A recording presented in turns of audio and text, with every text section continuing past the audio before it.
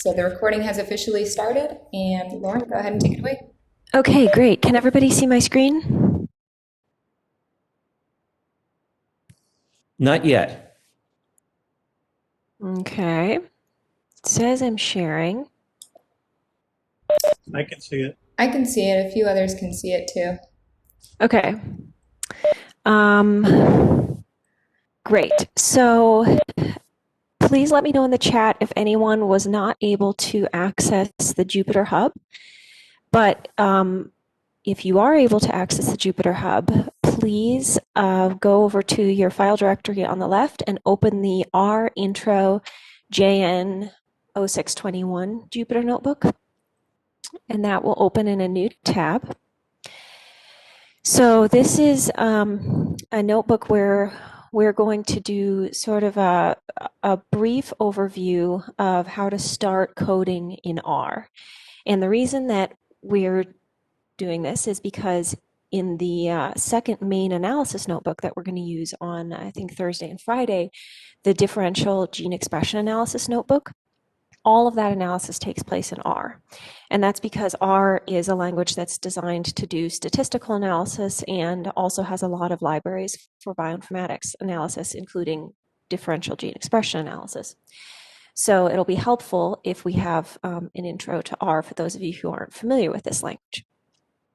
So again, just like the Unix notebook yesterday, this notebook was built as an SGSU GeneLab collaboration. And we're going to... Hey, Lauren, sorry to interrupt. Can you make your screen, the text on it, a little bit larger? Yes. Is that better? That's great. Thank you. Okay. All right. So we have a table of contents. We're going to just do an introduction to programming, loading packages and libraries, defining locations, and then doing some data file loading and viewing. Then we're going to do some data frame manipulations, and I'll talk more about technically what a data frame is in R, how do you export data, and then my personal favorite, how do you visualize data in R. So first of all, what is R exactly? R is a programming language, which actually the predecessor to R, fun fact, was developed by Bell Laboratories, which was started by Alexander Graham Bell back in the day. And the predecessor to R was called S, but the open source version that we all use is called R. So that's something else to note here, which is that R and Python are both open source languages, which to me, I'm like, what isn't an open source language? But it, a couple of decades ago, that wasn't a given. And so having a language that you can use for free and that's contributed to by open source developers is something that we enjoy now. So specifically... sorry, can you pause for a second just because we had a few more people join in as we're giving an overview, so I just want to make sure everyone is caught up to where Lauren is. So if there's anyone who just joined recently, write in the chat if you are having issues connecting to the San Jose State VPN, or if you don't currently have your Jupyter Hub up. And then Lauren, if you could just show your side panel one more time and show them how to get to the R Jupyter notebook.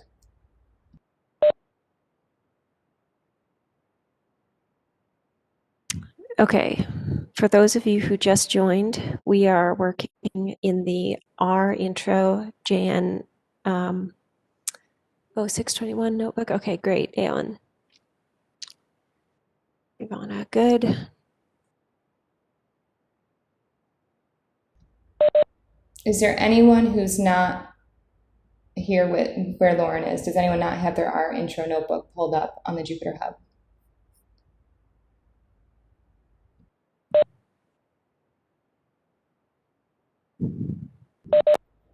Okay, I think we're good. Okay, perfect. The other thing that I want everyone to check, please, is that this button says R idle on the bottom left. If it doesn't say R idle, just let me know in the chat and we can fix that. Okay, perfect. Okay, so mine says no kernel. Aha, that's why we're checking. So please click then where it says no kernel and select the R kernel. And then click select, and it should say R idle or R unknown. Let me know if it still doesn't say that, Christina.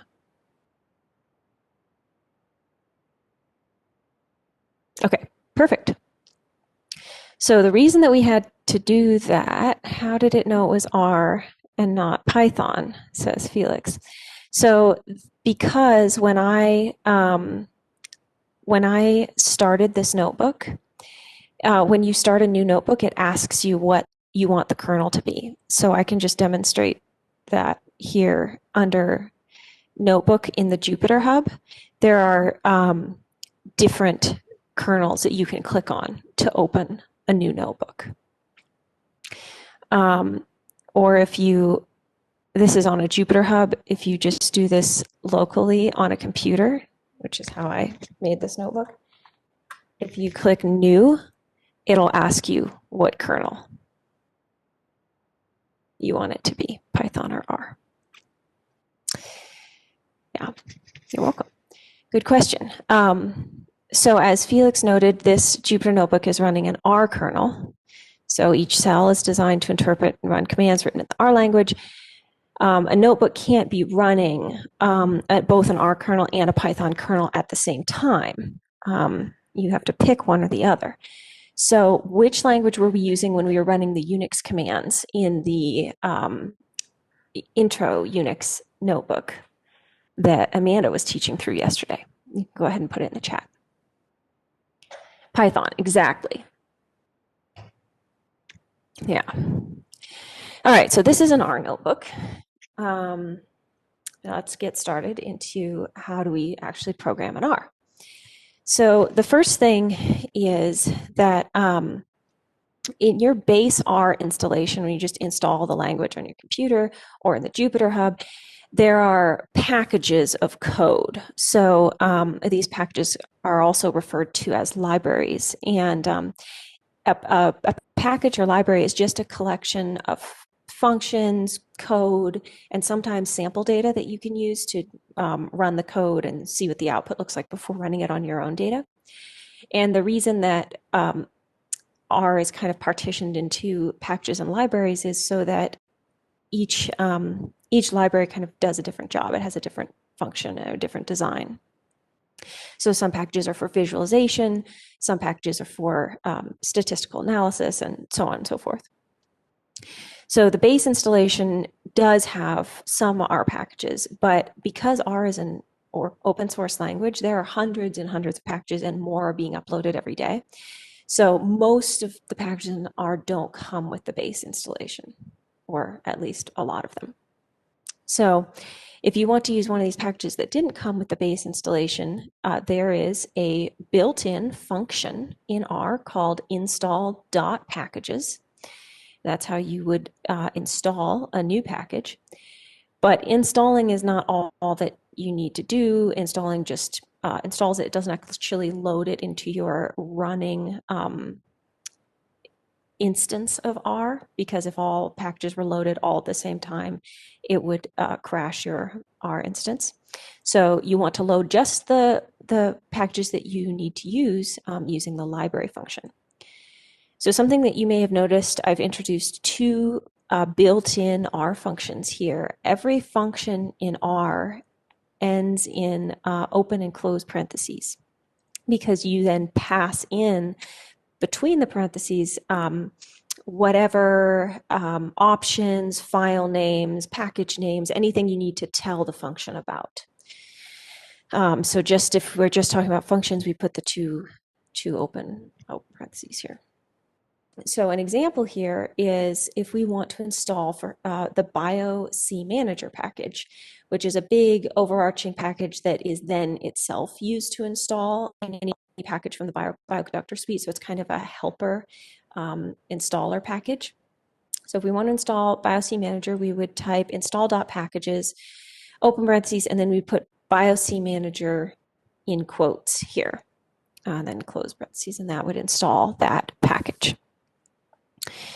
So the reason that we're talking about BioC Manager and the Bioconductor suite of packages is because Bioconductor packages include DESeq2, which is the name of a specific library that we're going to use later on to do our differential gene expression analysis.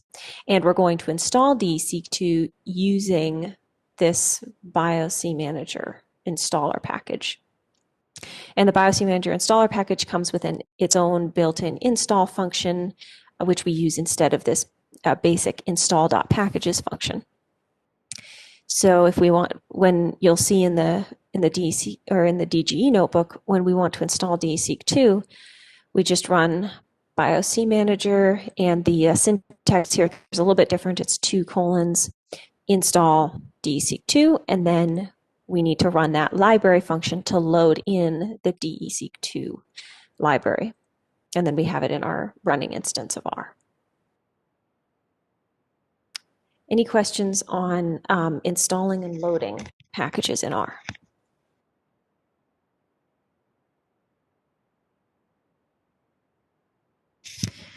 All right. So let's move on to defining locations and assigning variables in R. So this might look a little bit, can you clarify why we used the double colon the second time? And James points out when using R, you have to make sure all functions and packages are spelled exactly correctly, including upper and lowercase.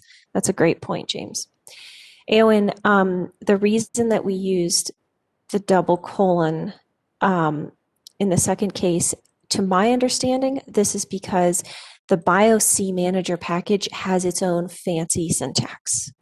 So since we're using BioC Manager and we're calling the BioC Manager function that's called install, this is the syntax required by BioC Manager. If anyone has a more technical explanation for that, please feel free to jump in, but that's my understanding. I have a slightly more technical explanation, Phil, here. Please, go ahead. So there's a function in BioC Manager called install. And we've got these thousands of people throughout the world writing R packages, and they don't all know each other. So whoever wrote this, maybe someone on the other side of the world was writing some other package, which ought to have a function in it called install. So there needs to be a way to distinguish the install that's in BioC Manager from the install that's in some other package that you might already have loaded. So this is sort of like, I think of BioC Manager as being the family name, and install is the person's name. So, across the world, we identify people by first name and then family name, because if we just called everyone by their first name, there'd be a lot of overlap. I think that's a great explanation. Thank you, Phil.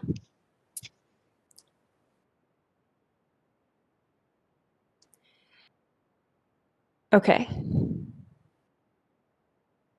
Please feel free to interrupt me with more questions in the chat or by unmuting, but I'm going to move on to locations and variables. And as I was saying, I think this is perhaps going to be a little bit, can we do the installations for the Jupyter Notebook? Yep, we can. We've already installed everything for you in this particular case. So all we're going to have to do is call library for the different packages that we're going to need. But if we needed to install something, we could install it from the Jupyter Notebook.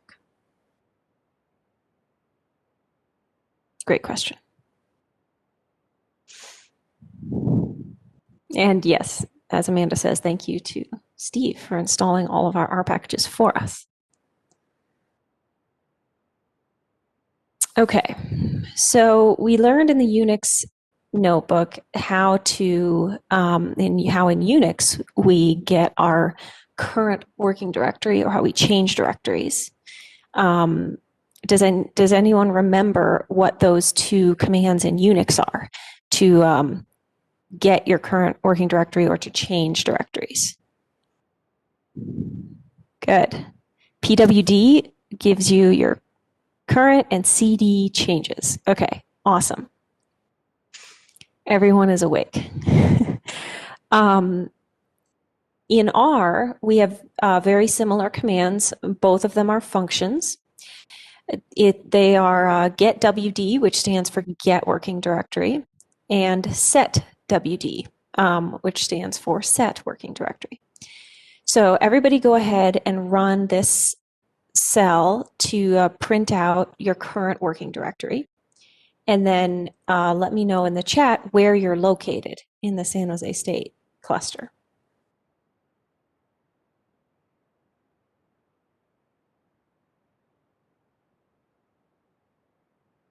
Yeah, awesome. Okay, everyone seems to be in their home directory, which is correct. One thing that you may have noticed is that unlike in the Unix notebook, the output of get working directory has quotes around it, quotation marks. That's because quotation marks are the way that the R language designates a string. So a string is, the technical definition of a string is a one-dimensional array of characters. So this is one-dimensional. It's not like a matrix that has multiple dimensions. It's just along one line dimension. Array of characters, so each H, O, M, those are different characters, which only represents this textual information contained between the quotation marks. And so this may seem like, well, of course, it just represents this textual information. But if you think about it, for example, getWD, this array of characters doesn't just refer to these letters and these two parentheses. This refers to a whole bunch of code that gets your working directory and prints it out for you. So a string, as opposed to a function, a string just refers to this textual information. It doesn't refer to any code or any packages or anything like that. And so to tell R that, hey, we're not calling a function, we're just talking about some text, we put that text in quotation marks so that R knows that it's just a string. And R will give us things in quotation marks so that we know that it's just a string. So, for example, here's another string. Sally Ride was the first female American astronaut to go into space in 1983. So if we have quotation marks around it, that counts as just a string. So in the next cell, let's change our current working directory to the solar system folder that we made in the Unix intro notebook. Remember, it's located in the home directory, and then run getWD to see if you were successful. And remember, R expects the path as a string. So make sure that you pass your path to setWD as a string. So I'm going to give you guys a second, and when I say, go ahead and put in the chat the command that you used, the setWD call that you used to change into solar system. And let me know if you have any questions.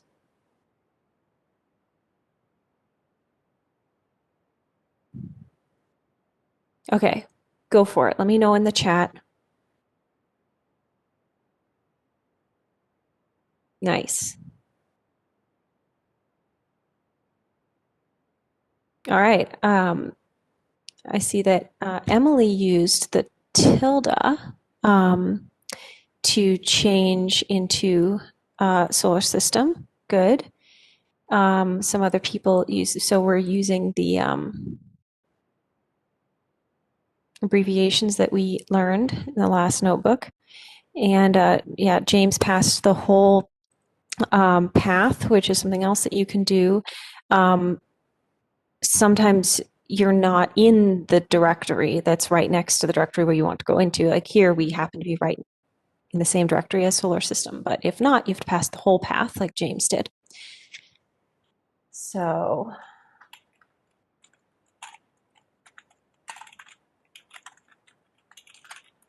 that. Now let's run get WD to make sure that we were successful. Was anyone not successful at changing into the solar system directory? And did anybody get an error for any reason?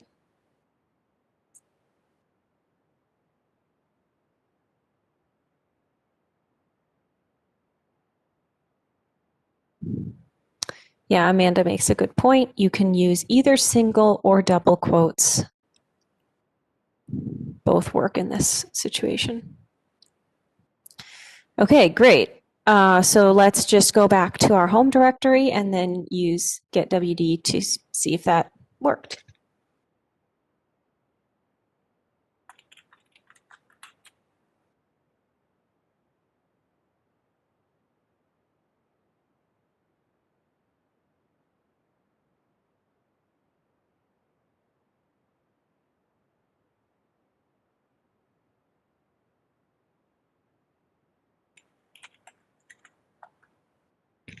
So to answer your question, Rashi, you can see what I've just done here. Will all the same shortcuts from yesterday work in R?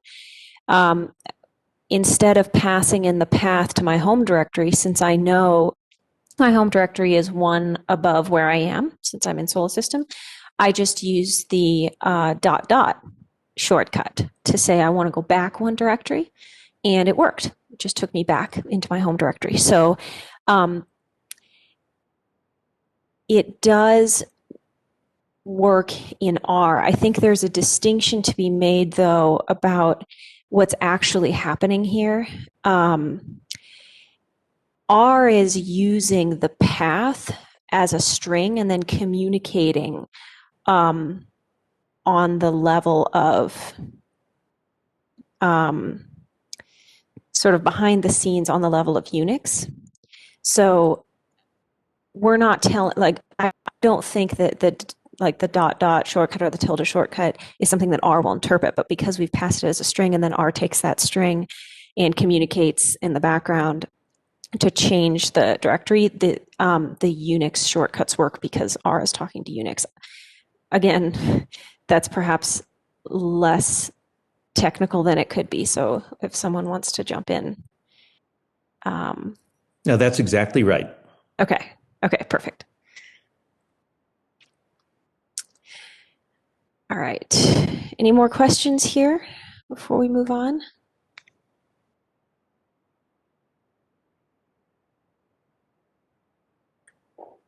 All right. Excellent. Okay. So we learned yesterday about how we can assign a variable in Unix. Does everyone remember if we want to call a variable in Unix, what's the symbol we have to put before the variable? Yeah, $, exactly. So R is totally different. No $signs involved here, at least. When we I have a little blurb here about what a variable is. We talked about this yesterday. Variables are named objects which refer to data. So we just talked about how a string just refers to that text that's held in that string. A function refers to the code or whatever behind the function. Here, a variable is a set of letters or numbers or underscores or dashes, which is a named object, which then refers back to some data that's stored somewhere. So instead of having to haul the data around and type that out every time, we can just refer to that data, and R will know we're referring to it when we just use that variable name.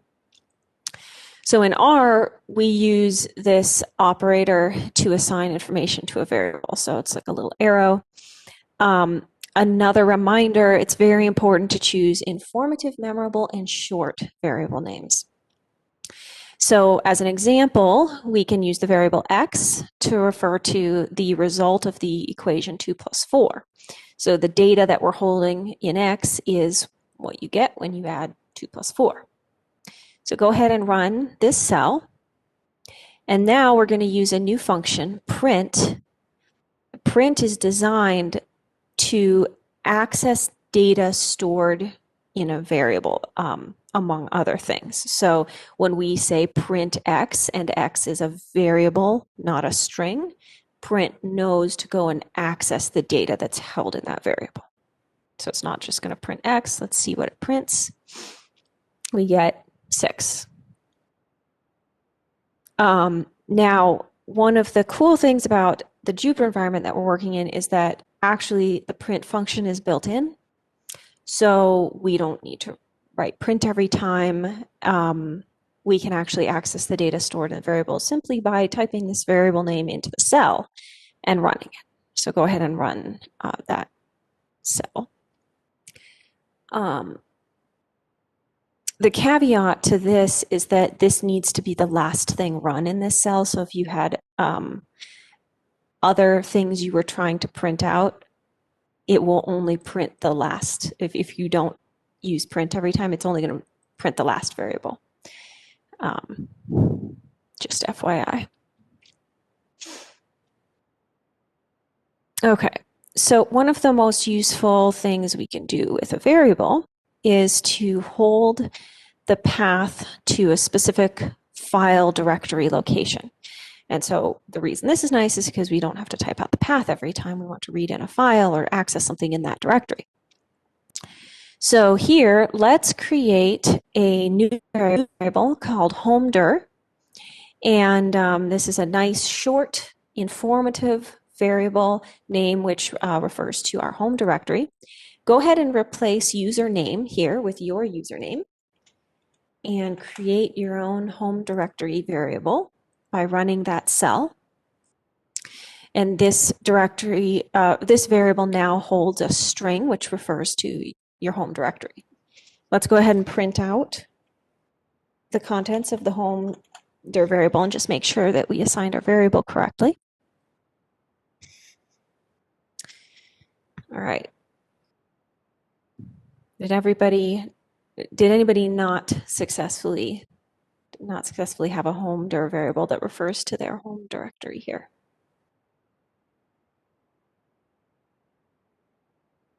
All right, good.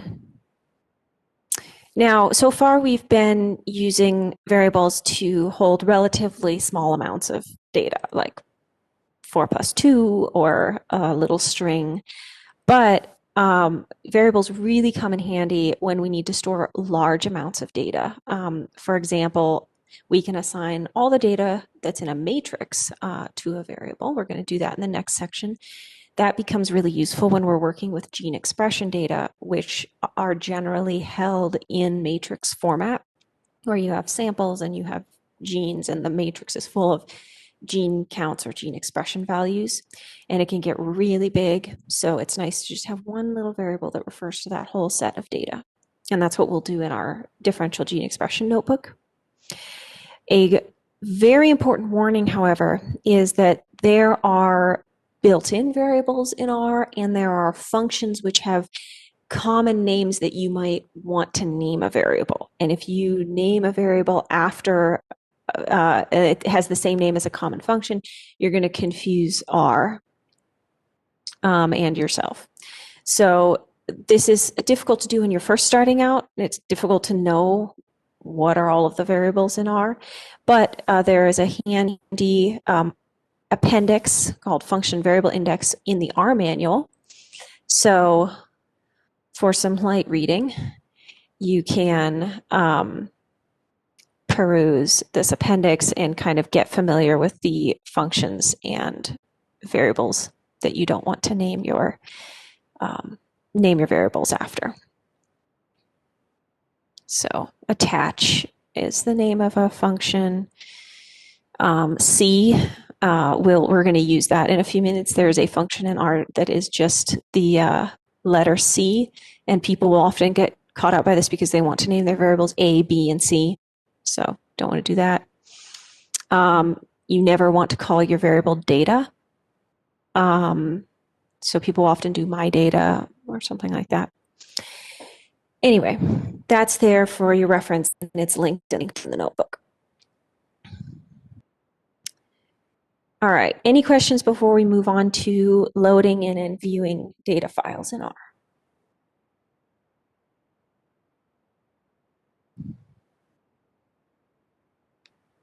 All right, great. Okay, so generally, when you're doing statistical analysis in R, you have to get your data from somewhere. It's usually held in a file, and so you have to read that file into R. And there are there are lots of different file types. We all know that. And so R, anticipating that, has multiple different built-in functions for reading in all the common file types, like .txt files, comma separated files, tab separated files. In genomics work, we often have these CSV or TSV files. So they're really nice, handy functions for reading in those types of files in R. So here, and in the DG notebook later on this week, we are going to be working with .csv files. So in this tutorial, we're going to just read in an example .csv file that we made for this tutorial. And to do this, we're going to use an R function that's very helpfully named read.csv. Does exactly what it says, designed to handle data in that format. And this function automatically creates what's called a data frame. So a data frame is a data structure in R that's very similar to a matrix, a two-dimensional matrix. It can have column names, it can have row names. The values within the matrix can be numerical or categorical. There are lots of different data frame manipulations that are built into R, which we're going to do later in this notebook. So this is a very common data structure. There are a lot of different ways to manipulate data frames in R. So first, since this is a little bit more of a complex function, I want to show you guys all the different options that you can pass to the read.csv function. So we're going to use a new function, help. Again, does what it says. And we're going to view all the possible different arguments that you can pass to the read.csv function. As a note, we used the -- help option yesterday with our Unix commands, and this is just the parallel function in R. So let's go ahead and run this cell, and it's going to open up the help menu for the read.csv function. So I just want to point out, when we called the help function, we passed it the name of the function that we're asking for help about. And we didn't put quotes around it because it's not a string, it's a function. And we also didn't have to put the double parentheses because we're not actually calling the function. We're asking about the name of the function. Okay, so the help menu for read.csv is down here, the output. You'll note, first of all, that we're actually looking at the help menu for a sort of parent function called read.table. So read.table is sort of an umbrella function, and it has multiple different versions. So read.csv, a second version of the read.csv function, and a couple more different versions of this function. And everything that you can pass to read.table, and generally you can also pass to the children functions. So let's just take a moment to look at the general parent function here. First, the description tells us this is a function. It reads in a file in table format. And then it creates a data frame. When you call this function, you need to provide it with the file name. Need to, for example, tell it whether or not your file has a header. So does it have column names or not? How is the file separated? So our file is comma separated. If it were tab separated, we could pass a tab abbreviation here. Row names, column names, a lot of different options here that we don't need to go into right now. It's a little bit outside of the scope, but you can see there are multiple ways to customize how we're reading in our data. And it's useful to do this at the read in step so that you don't have to go back and make some of these changes. Like, for example, we can skip blank lines. That's easy to do while reading in rather than having to have another code line to delete lines that have nothing in them. So let's see how we're actually going to use the read.csv function. But first, because the output from this command is kind of long, let's comment out this command by adding a hashtag at the beginning of the line, which will comment out this line of code. Then we can rerun this cell, and since the code is commented, the output of this cell is nothing now. So we've rerun it, we've deleted the original output. And now we can actually view what comes next. All right, so let's run read.csv. As we noted, we need to provide the function with a set of arguments, the most important one being the name of the file that we want to read in. And then secondly, I am particularly interested in specifying to R that the actual data and the help output, please explain arguments that are followed by equals value. Okay, let's go back. Did I make that clear? Let's see here. Let's go back and look at the help menu, equals value. So like right on that first line, we've got an argument called file. That's just the file. The next one is called header, and it says header equals false. Yes. False is the default value for it. Exactly. So if you don't specify a header, Right. you'll get header equals false. That's what an equal sign in this usage means.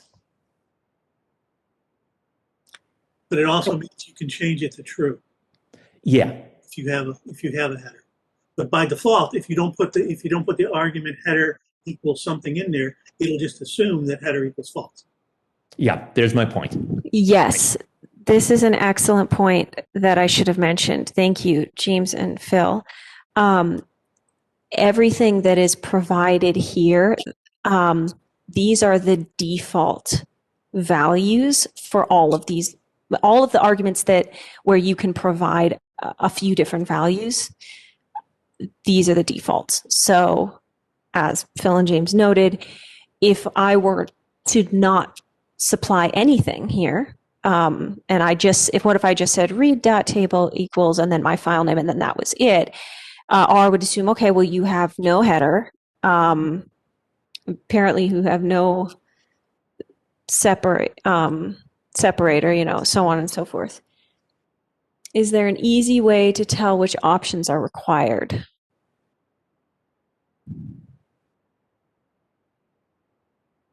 Let's see here.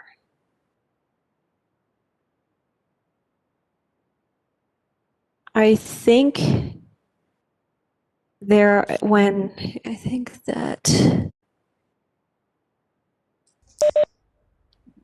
Yeah, just because you know how in Unix language, when you look up the help menu, anything in brackets are optional options. You can have them or not. And of course, if you don't put them in, they will have the default value.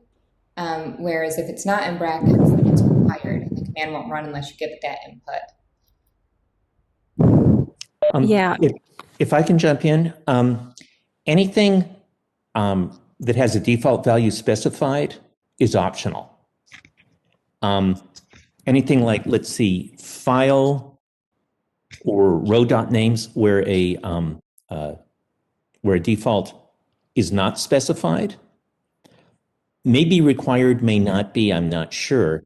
But if it's required and you leave it out, R will tell you right away. So it's easy enough to figure it out. Yeah, that's what I was going to say. If it doesn't work, then you left out a required option. And Laura, sorry to do this. If I can just bully my way onto the microphone one last time. I think it's a natural response to look at this usage line and say, oh my God, that's a lot of stuff. I have to know all about that, or it's not going to work right. And that's just a natural response when you look at something this complicated. But my experience with R is that there's a lot of stuff that's not required. And if I get past that initial horror at how many arguments there are and just try something as simple as possible, I'm almost always okay. That's a great point. And I think I wanted to say there are a lot of options here that are beyond the scope of what we're going to do. And what we're actually going to do is run CSV with 3 options. It's going to work great. And a great way to get past the initial horror is to look at this and say, wow, R is really set up to be flexible and specifiable. And later on, when I feel like it, I have all of these options. It's not rigid. I have a lot of opportunity here. But thankfully, let's just go on to the next code block here, where we're going to run read.csv, and it's going to be really simple. So we're providing, let's just skip here to our code block where, first of all, as I mentioned before, we're going to pass the data held in the matrix we're reading in, our data frame. We're going to pass all that information into a variable. So we're storing it in a variable instead of printing it out onto the screen. Our variable is called mydf, which is a short representation of the phrase my data frame, because as I mentioned before, read.csv automatically produces a data frame structure. Then we're going to call the read.csv function, and the first thing we're going to pass to that function is a string holding the name of our file. Then we're going to say header equals true. Unlike the default value of header equals false, we're going to say true here. And that specifies that our data actually starts on the second line of the file, and the first line of the file is a header or column names. And similarly, I'm going to pass the number 1 to the option row names to tell R that also, if we're thinking about rows, the data starts on the second column of the file, and the first column actually contains the row names, not data values.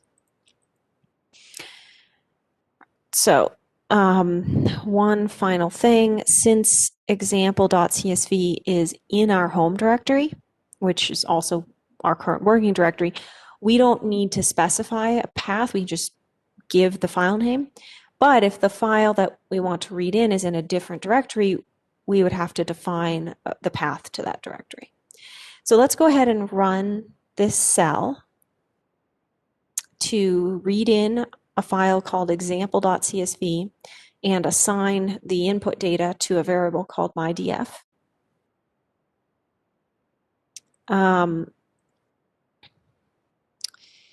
Going back to the idea of, actually, no, I'm going to come back to this in a second. Let's skip to the next cell and view the data that we've just read in. So in the next cell, view the data stored in the mydf variable, and then put in the chat how many columns are in the data frame and how many rows.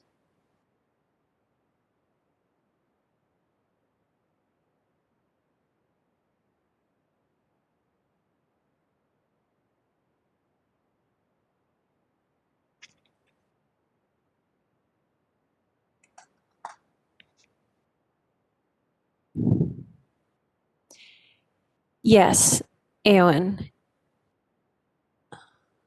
However, I can actually help you with this error really quickly. Did you spell mydf correctly? Are all of the letters the right case?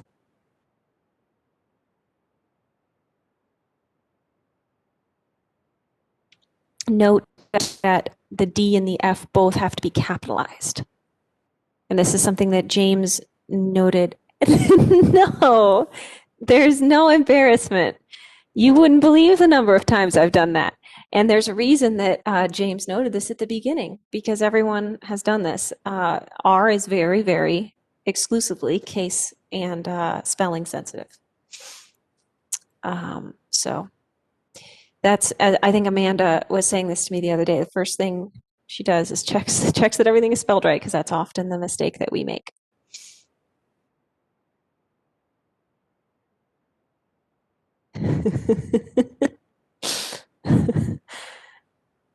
Nice, Jonathan.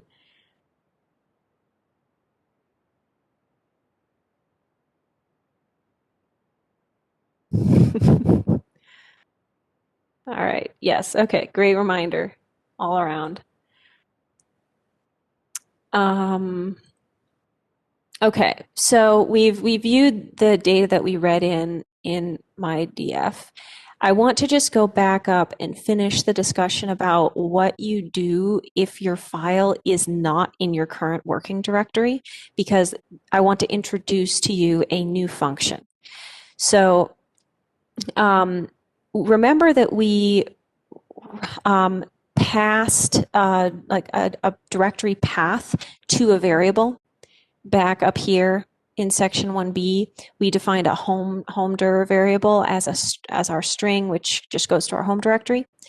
Well, if the directory location of your file is held in a variable, you can use this new function, file.path, which will automatically construct a path to a file if you give it the directory variable and the file name.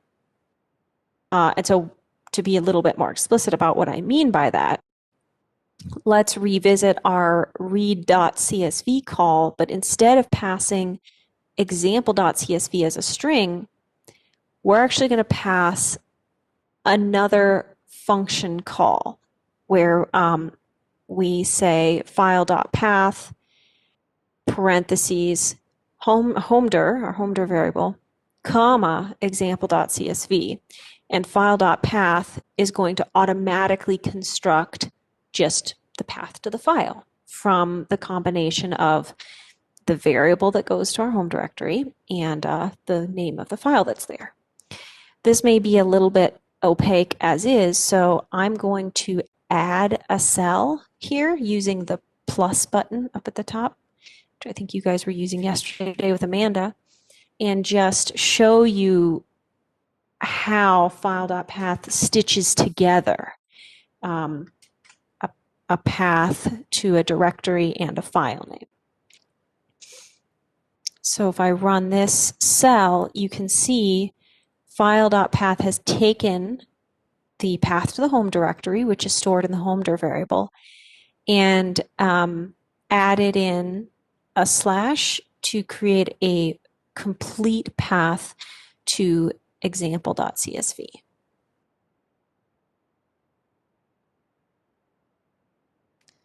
Are there any questions about this new function? You can use this function to stitch together a path and a file name, or a path and another path to get a completed path to some directory.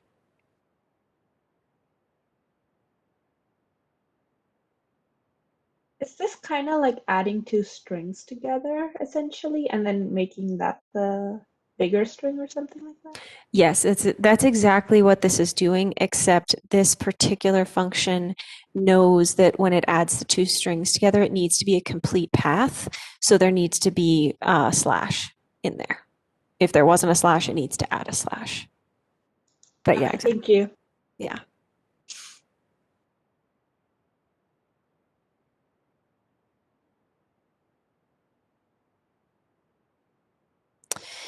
Okay.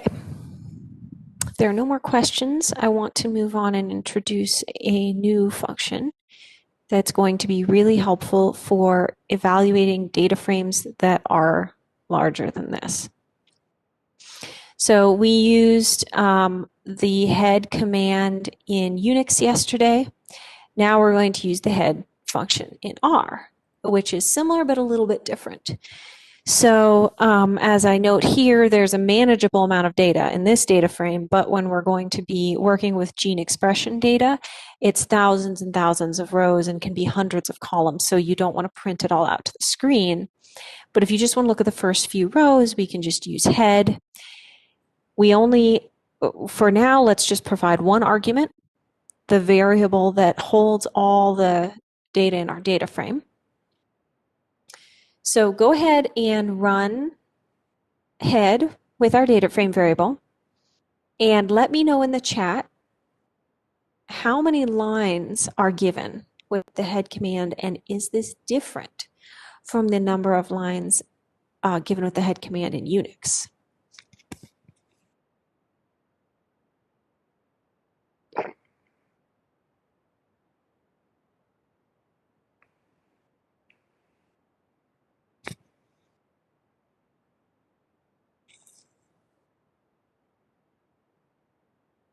All right, good.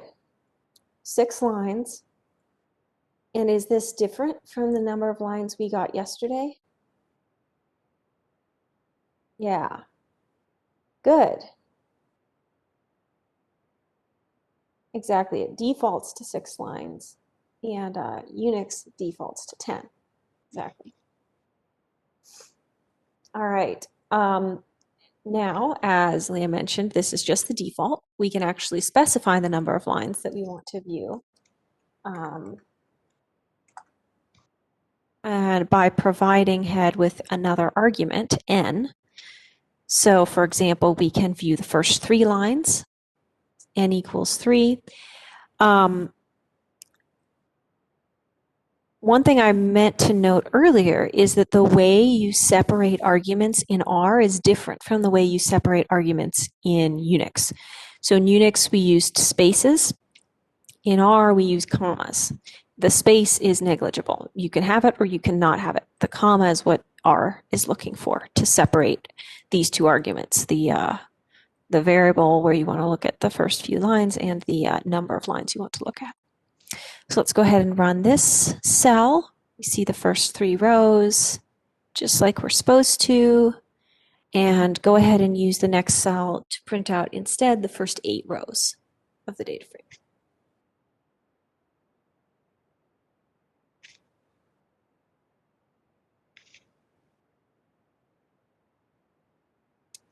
Can we use Unix commands here? Yes. It's a different syntax, though. It's not the exclamation point. I don't remember the syntax offhand, but we use it in the DGE notebook. So when we get there, I will point it out. But yes, it is possible to call Unix commands from an R kernel.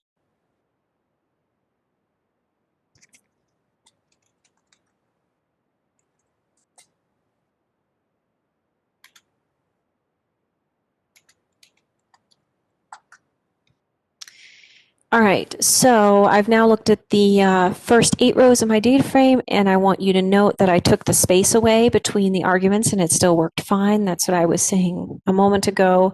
It's really the comma that's important.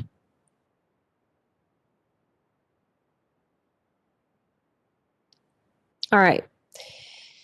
Finally, let's suppose that you have about 1,000 columns, and so you actually don't, even looking at the first few rows would be way too much output, but you need to know the shape of your data frame. There's a very handy function called dim, which stands for dimensions, that is just going to print out the dimensions of the data frame without having to print any lines. Again, you just pass the variable, which refers to your data frame, and dim will report the number of rows and columns, or dimensions, of your data frame. So go ahead and run this cell and let me know when you run dim, is the row or the column dimension reported first?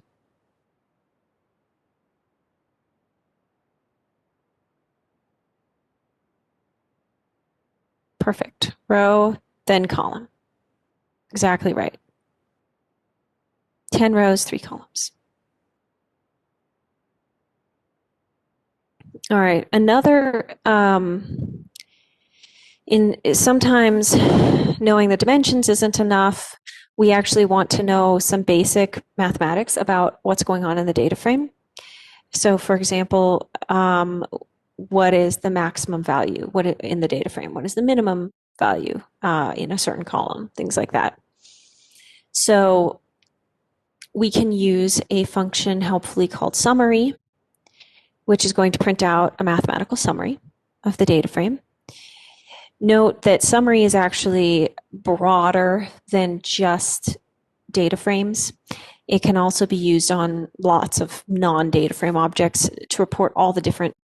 So let's say you have an object that is very flexible, so it has lots of different slots for different data components. We haven't worked with anything like this yet, but we will in the DGE notebook, like a multi-component data structure. So summary can be used there to just print out what are all the different data components here. So it's kind of a broad function. But here we're just going to stick to using it to create a mathematical summary of our data frame.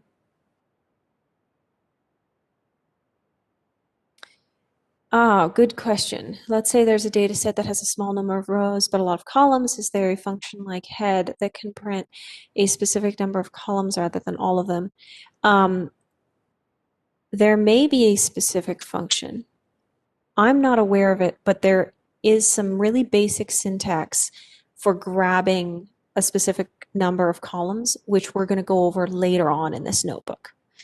If James or Phil or Amanda are familiar with a specific function that will subset to columns, feel free to jump in, but we're going to work on slicing data frames by column pretty soon. Yeah, the only way I know is to just pass the slice columns into the head function, which is what we do later. Yeah. Okay, so we will do that in a moment. Good question.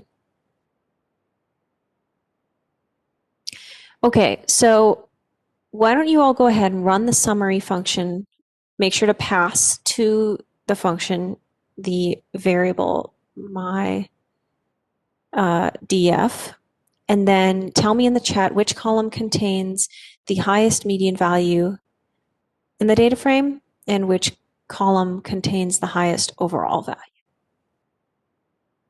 And let me know in the chat.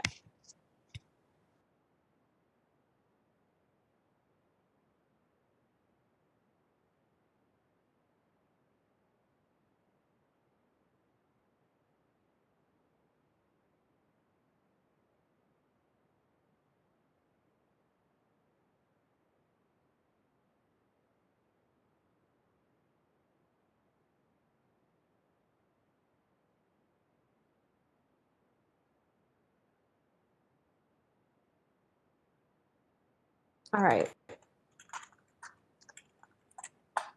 Yeah, so people are saying the highest median value is found in column 3. If we look at the median row, it gives us the median values for each column, and it is highest in column 3, as is the highest overall value. If we look at the max row, that's also found in column 3. So just taking a look overall at what summary has given us, we have minimum, maximum, first quartile, third quartile, and median and mean statistics for all of the columns in the data frame. So as you can imagine, this can be really useful for some quick statistical analysis of a data frame.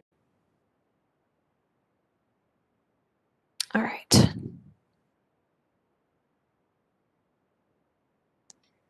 Any questions so far here? And Amanda, we have a break at 10:40, is that right? Yeah, that's right. Okay, perfect.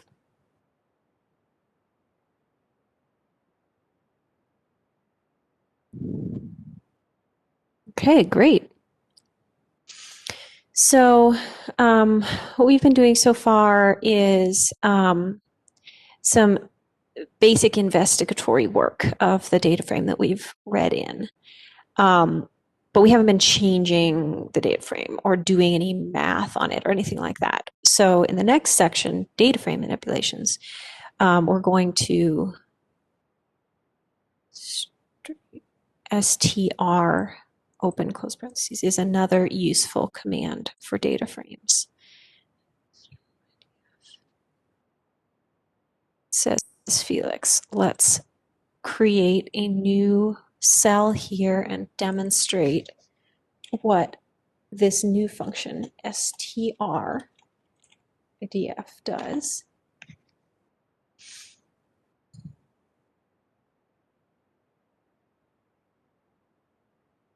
Felix, would you like to unmute and tell us about this function and what you have used it for, what this could be used for? Yeah, usually it works better when you have a really big data frame with lots of columns and lots of rows. So in the first row, it gives you the dimensions, and then it gives you each column and the first few values. So let's see if this will work. Will it work for iris? So for instance, if you do str iris, iris is a data set that's already in R. So it tells you, okay, this data frame has 150 rows, 5 variables, 5 columns, and then it tells you about each column. This is great. This is a really nice, another way to get some more summary data about a data frame. You can see, as Felix pointed out, remember I said in the base R installation, there are some packages. Some of these packages just have data in them. So this is another data frame. And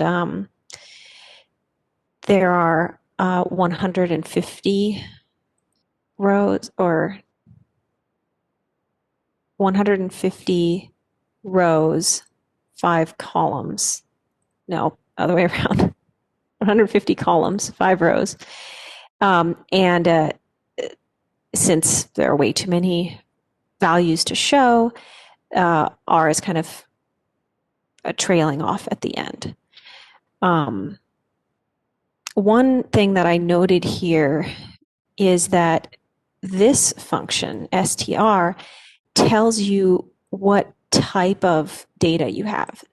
So for the iris data frame, it's telling us that our data is numerical because these are all decimals. If we look instead at the data frame that I created, which has no decimals, it tells us that our data are integers. So that's another useful thing that str returns that summary doesn't. It'll tell you the type of data that you're looking at. Thank you, Felix.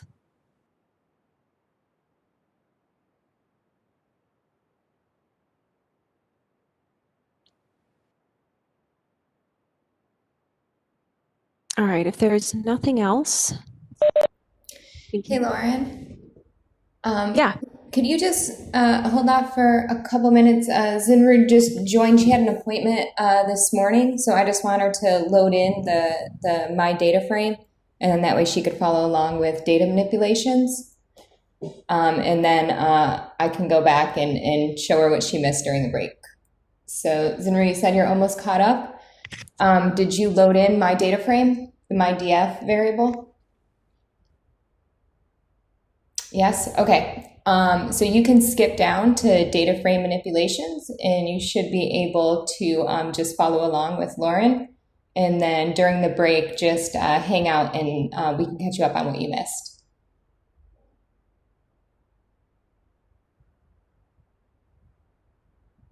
Okay. She's good. You go ahead.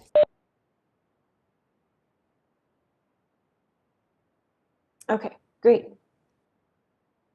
Okay, so if we want to perform mathematical functions on our data frame, this is useful for much of statistics, and our particular use case is working with gene expression data.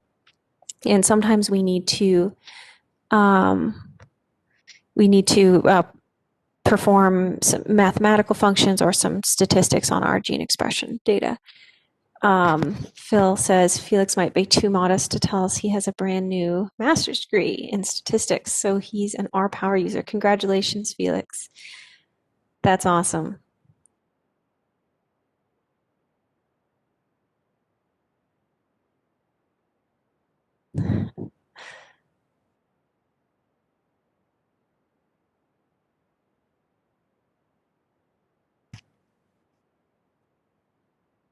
Well, if you think of anything else that you think would be useful for everyone else to know that I haven't included in the notebook, please speak up.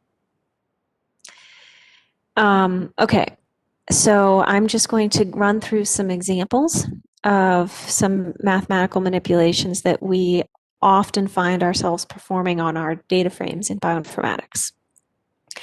First, we can easily add a value to all cells. And I want to point out that R makes this really easy for us. So all we have to do is say mydf plus 1, and R automatically adds 1 to every value in the data frame, as long as all of your values in the data frame were already numeric or integer. So if we do IDF plus 1, if you just run that cell, and you'll notice it has printed out to the screen the output of this command. And we have our data frame, but every value has had 1 added to it.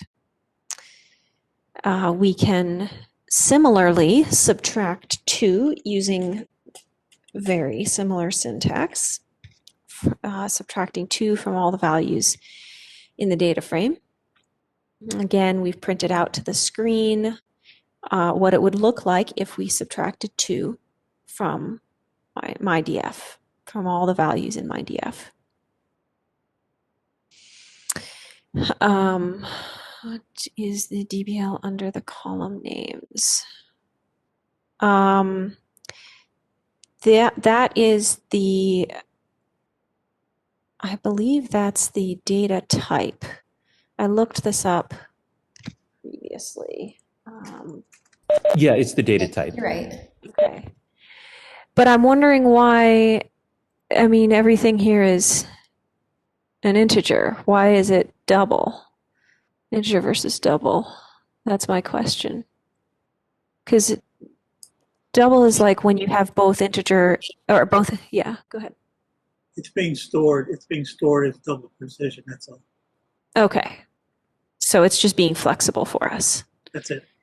Yeah, okay. So when we were talking about the str function, and I noted that the str function showed us that our data frame can be stored in integers because there are no decimals, then that's the most stringent, specific way for us to store these data.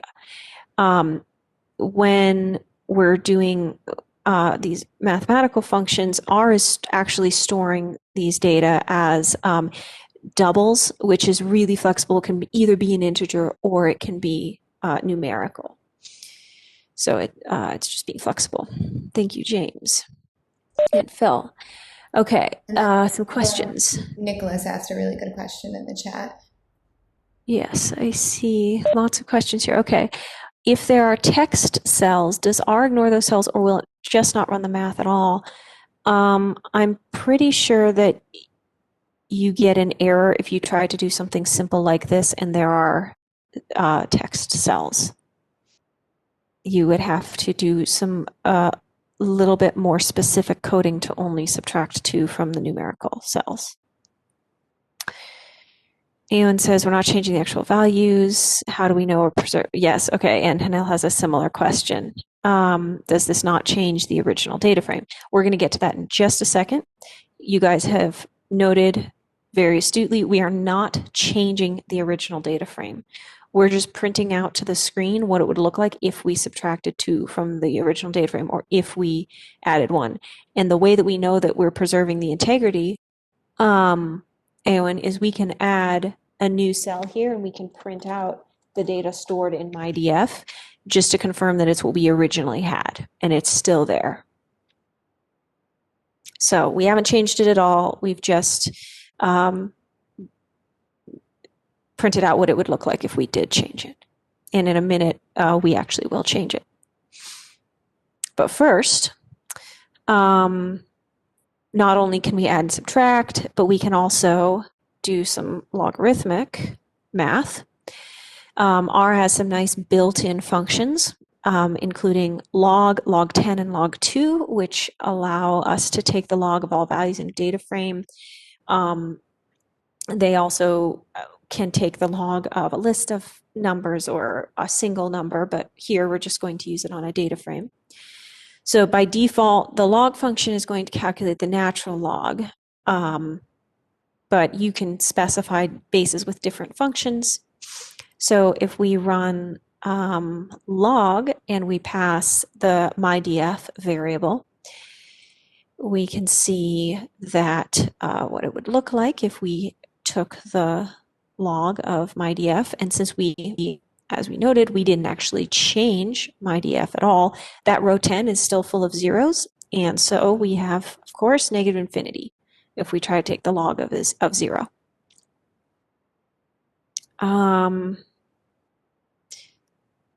Now let's go ahead and use the next cell to compute the binary logarithm using the log2 function. Let's see what that looks like.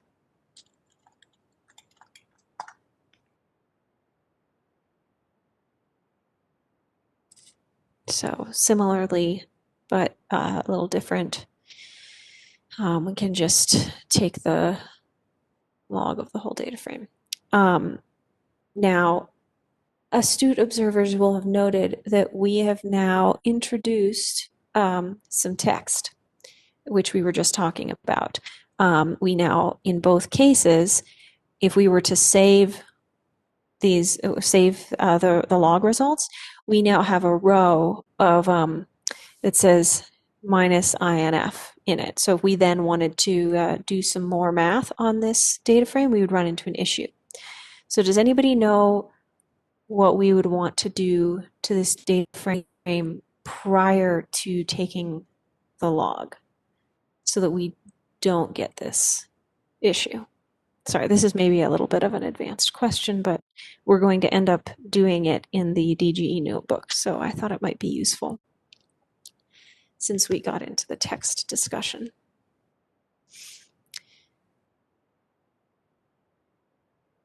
So what we can do here, instead of, would you exclude that row? So you could drop rows that are all zeros, but what if you have a data frame that has it has 1 0, but the rest of the columns actually have some useful data in them, and so you actually do want to keep that row. What do you mean, Yuval, change to a larger data type?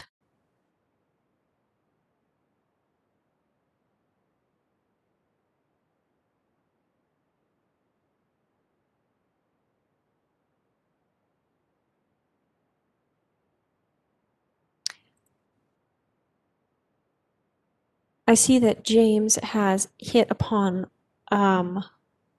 replace with NA, says Emily. If you replace the NA, unfortunately, you will run into the same problem because that's also text. So James has hit upon what I would do in this situation, which is add a small value to all cells. So if you add the same small value to all of the cells, it's generally accepted that you are not changing the data in any meaningful way. But you can then take the log of a small non-zero number without getting negative infinity. So for example, some people will do plus 001, some people will do just plus 1. And if you do that, as you can see, you do not get negative infinity. In this final row, you actually get some numbers. So you don't run into the problem of introducing text in your data frame. All right, so we're getting a little bit ahead of ourselves here because in my statistics lecture, I'm going to talk about why we would be interested in taking the log of data. But I just thought this would be a nice demonstration since we're talking about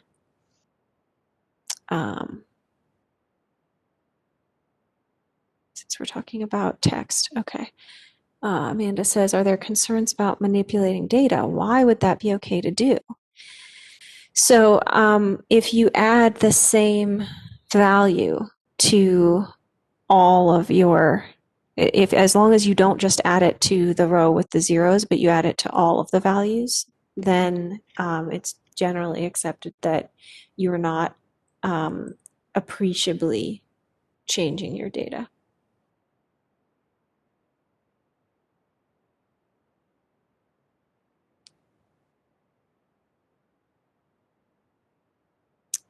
All right.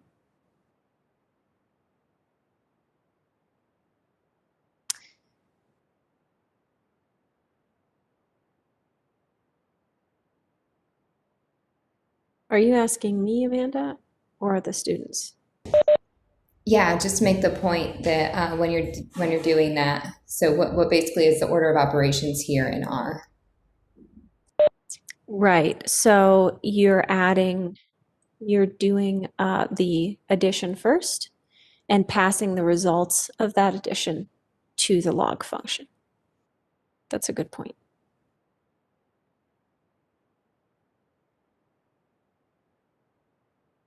Any other questions?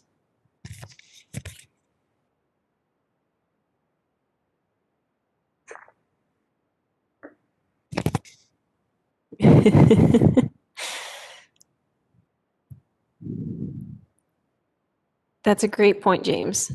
But I'm the statistician running this boot camp, so. No, but in bioinformatics, in general, this is not an unacceptable manipulation. Perhaps if you get into more pure statistics, there are concerns about this.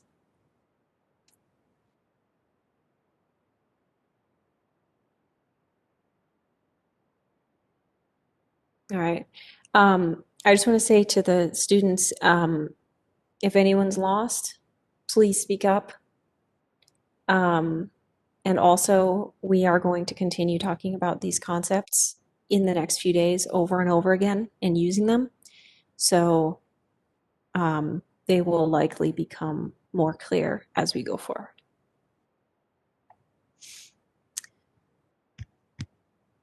Having said that, let's talk about when you need your data frame to only contain integers. So we've talked about how R can store data as doubles, which can either be integers or numeric. It can store it as just numeric, or it can store it as integers, which is pretty stringent. There are some methods in R, including the DESeq2 method that we're going to use later, which require that your input data contain only integers. So speaking of manipulating data, there is a function in R called ceiling that is going to just round all of your decimal values up to the nearest integer, so that you can then use those values as input to methods like DESeq2.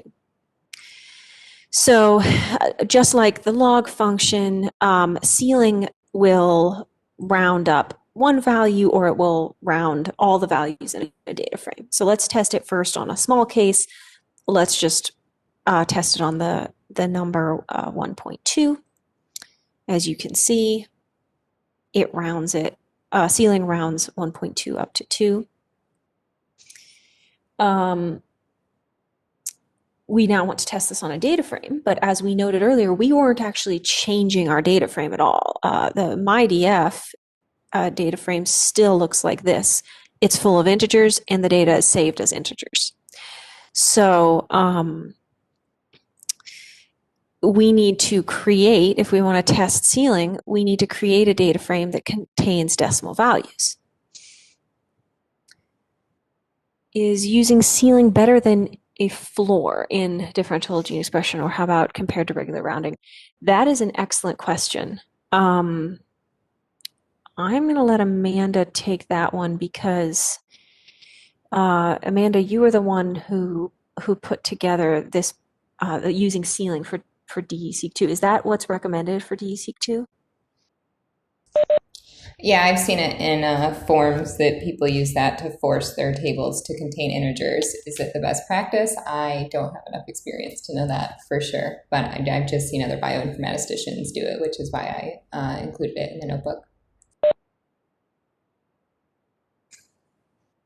I wonder if this is also, so there are DE-seq2 tutorials put together by the DE-seq2 developers.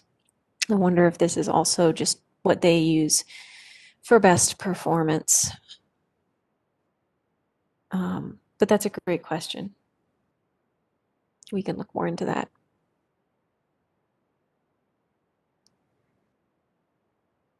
Okay. All right. So we need to create a data frame that actually has decimal values so that we can use ceiling.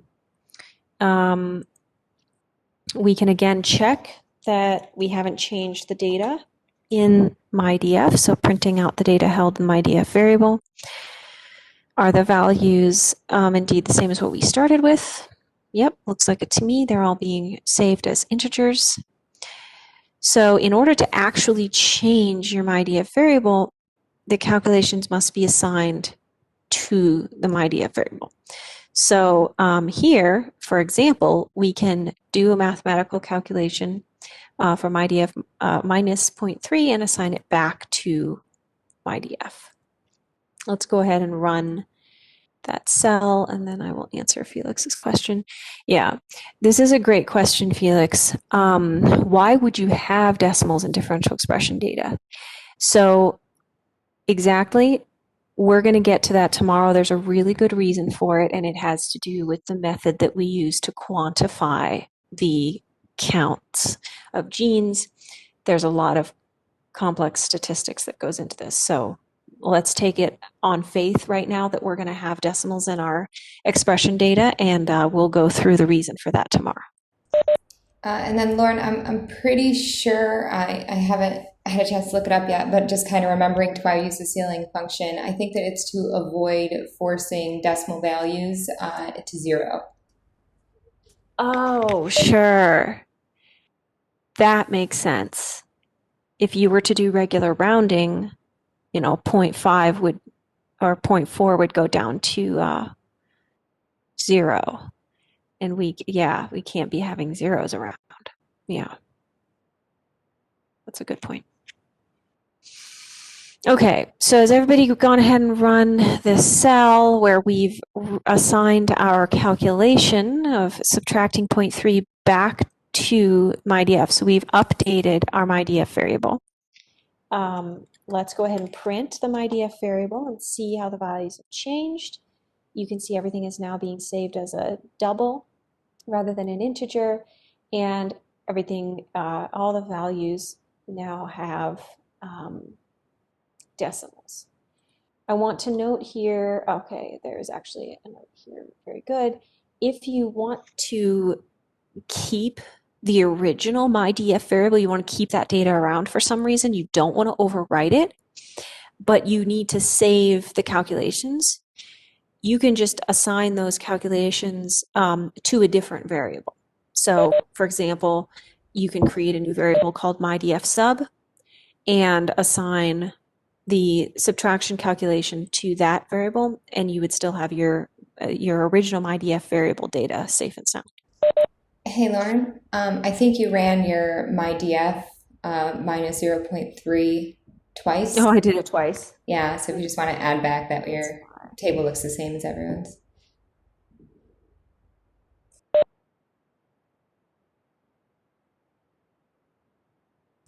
You could probably just add another cell and just add 0.03 to your MyDF variable. Oh, that's true. I could have done that as well. Perfect. Thank you.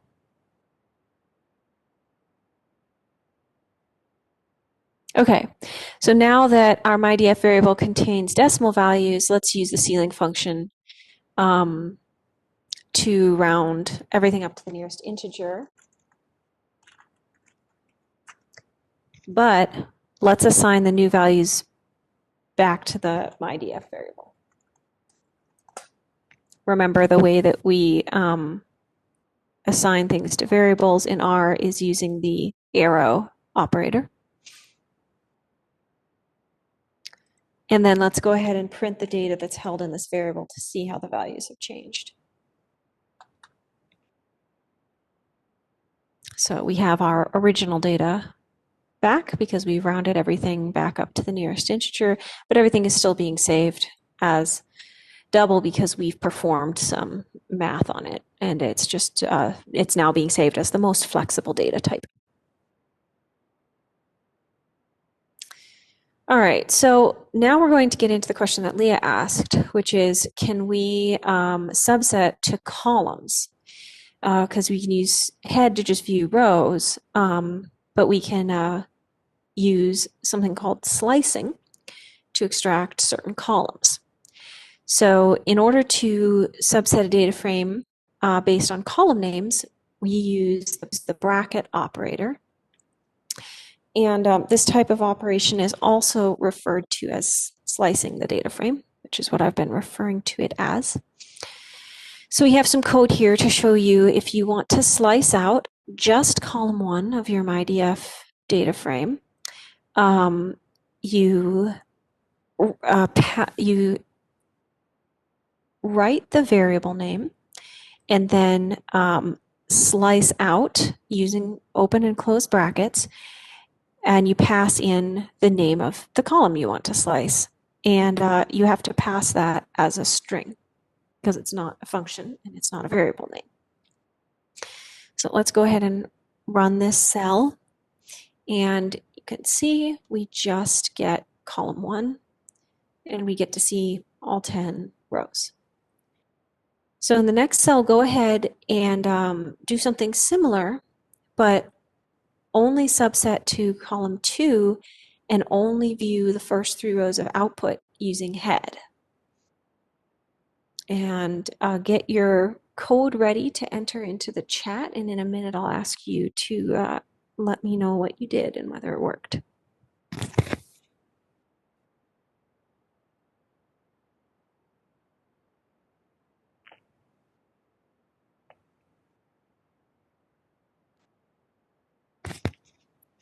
Okay, go ahead and put your code into the chat.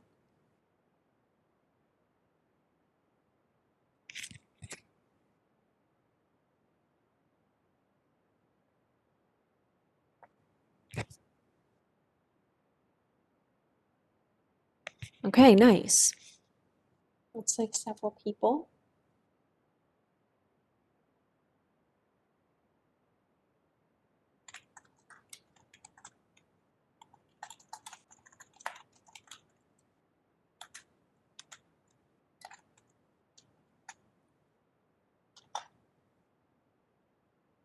All right, so it looks like everyone pretty much converged on something similar. Please let me know if anyone got an error and we can troubleshoot it. This is the way I would do it. You pass to the head function MyDF sliced just at column 2. And then you also pass to the head function n equals 3 to view just the first 3 rows of output. Okay? Anyone who had any issues with that, got any errors?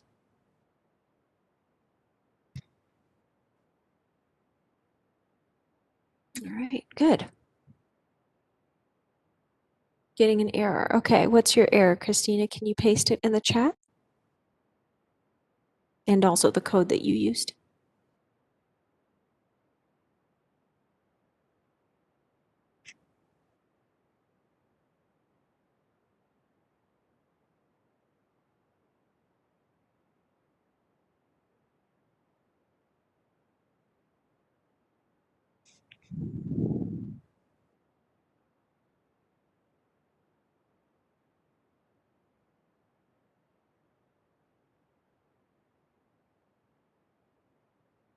My DF value has been changed after the negative 0.3 when we did the subtraction, Veronica. Did you run the ceiling function and then? Okay, Christina, you need a close parentheses at the end of your head function call, and that should fix it.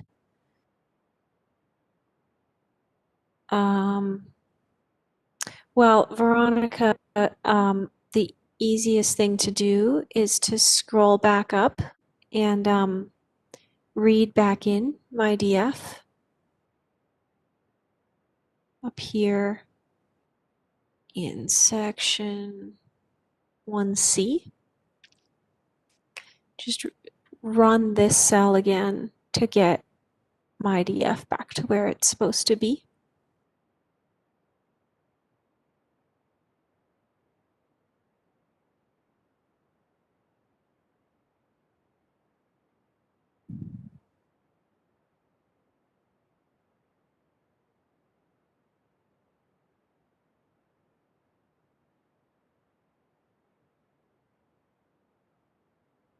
Now, does your output look the same as mine here?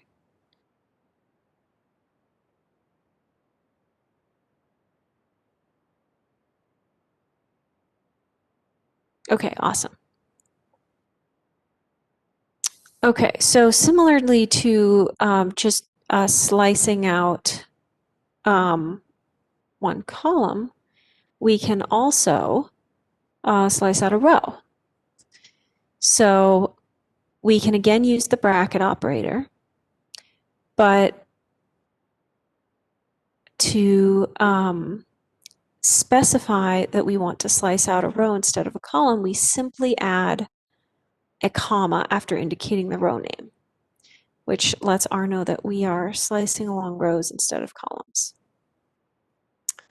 But before we do that, I'm just going to scroll up and address Christina's question. What did you do to get them to be whole numbers 2 cells ago? So I got them to be whole numbers by running ceiling here.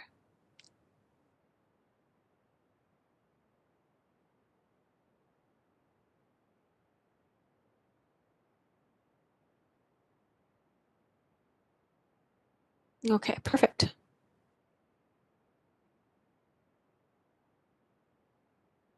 All right, so let's go ahead and run this cell to slice out just the first row of my DF. And you can see that what's really nice about slicing here is that the return is a data frame. It's just a data frame with one row in 3 columns. So you could pass this to another variable and you would have a variable that has this tiny little data frame in it. Okay, so in the last, I think that I want to be able to spend enough time with the next section and not have to stop in the middle. So I think that we should let everybody go 2 minutes before the break, or if there are any questions, we can address them in the next couple minutes. Anybody have any questions, things that weren't clear? Anybody whose output doesn't look like mine?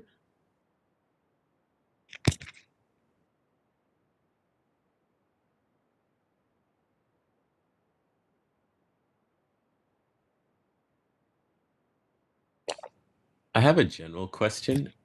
When you're using R normally, are you using it on Jupyter or are you using it on RStudio or are you using it on the regular GUI?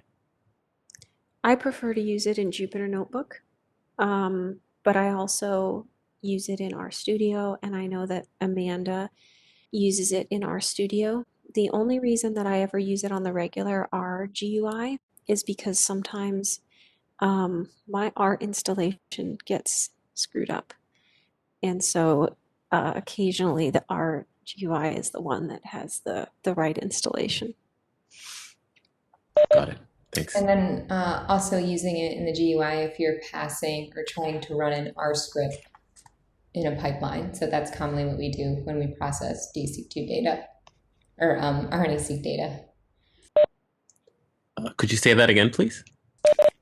So for our pipeline, we create a big R script to generate differential expression data, which is the last step of the RNA-seq pipeline. And when we run that, I'm usually running it on the cluster, and I don't have our Studio interface accessible on our cluster right now. So I use the GNU R and just call the R script function of R to run that script.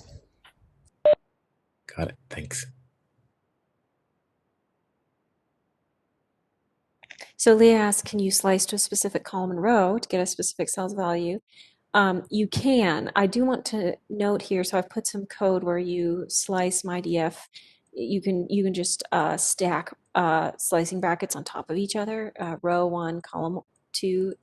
The thing is, you do still get a data frame here. You don't get a singular value if you use this method.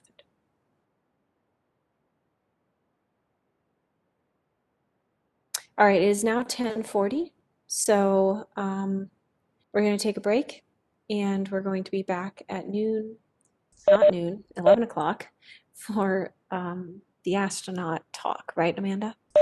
Yep, that's right. Astronaut Steve Smith is going to be talking to us at 11, so make sure you're back promptly at 11. So we want to be respectful of his time. And then Zinru, if you can hold on, and Lauren, if you can hold on, just because you tend to explain R better than me, just to catch Zinru up with some of the stuff that she missed. Okay, I will be back in a minute to do that.